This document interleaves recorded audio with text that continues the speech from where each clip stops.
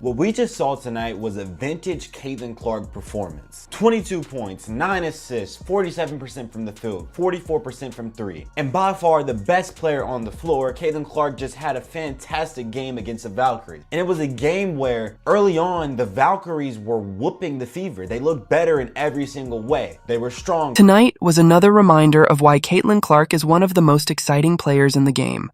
She delivered an outstanding performance with 22 points, 9 assists, and efficient shooting close to 50%, while controlling the pace and flow of the entire matchup. Throughout Indiana Fever's hard-fought battle against the Golden State... That chippy moment with Salaun at halftime that led to the double text. I was just trying... Oh, did I get a technical? You did. Oh, no way. Oh, it just makes sense for the refs tonight, so I'm not surprised. Wow. Wow, I could have got ejected. I should have been a little safer in the second half. Okay, well, guess I have some fines coming my way. And a flagrant. Wow. Well, the refs were interesting, but I'm not going to say anything else because obviously I got probably $1,000 worth of fines coming my way, but I was just trying to get the rebound and I didn't know I got a technical foul, but thanks for letting me. Interview 2. The game took a dramatic turn after a heated exchange with Salaun near halftime resulted in double technical fouls.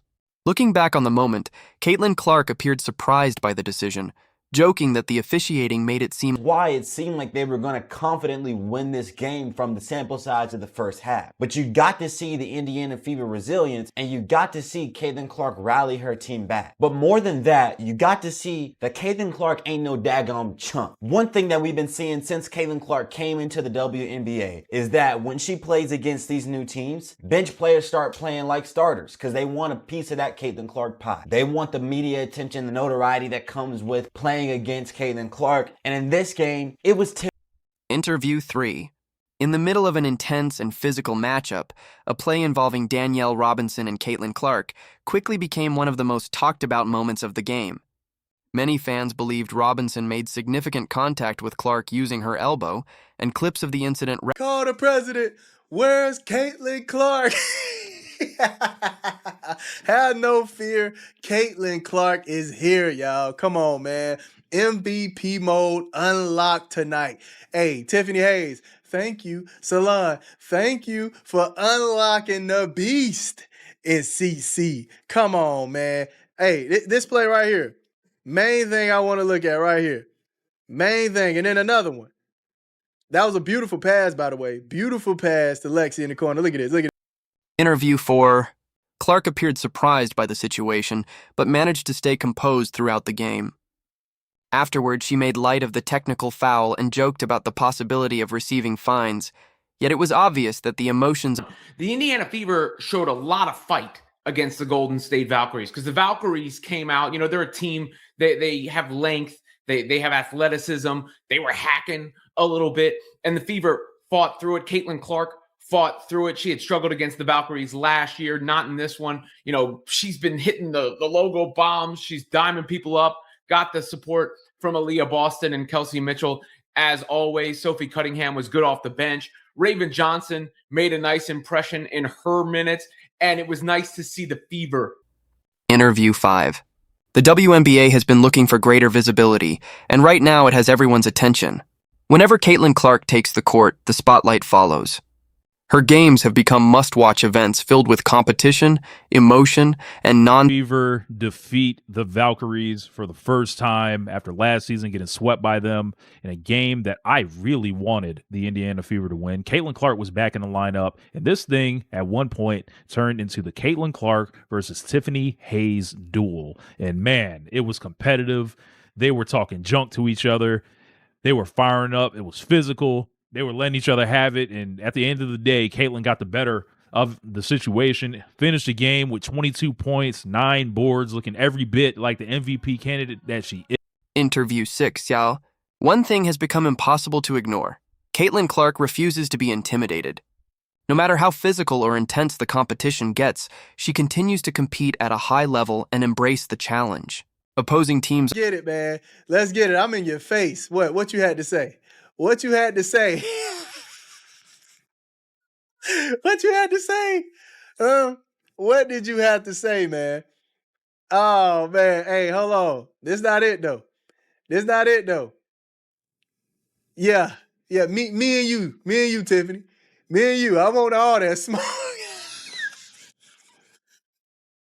Hey, give it to look, she like, get out my effing face. Caitlin like, yeah. Interview 7. The intensity on the court reached another level as emotions boiled over between the players. What started as competitive trash talk quickly turned into a heated face-to-face exchange, with both sides refusing to back down. The moment had It players... was more of that feistiness I was talking about. This was right before the half. It was Caitlin's second technical of the season. A little bit of a shoving match. Good pass to Lexi Hull. Hull had hit one from there right before that.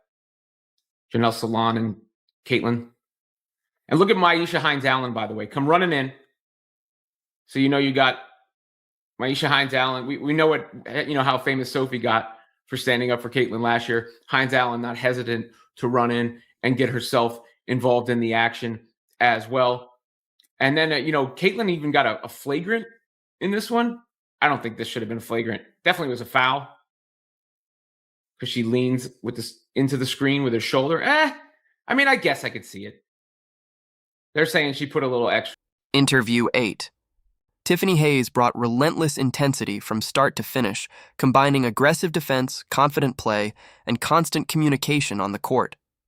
She challenged Caitlin Clark throughout the game, knocked down important shots, and made her presence... From a 7-point deficit about midway through the game. They were down by 7 at the half and just, eventually just walked the Valkyries down.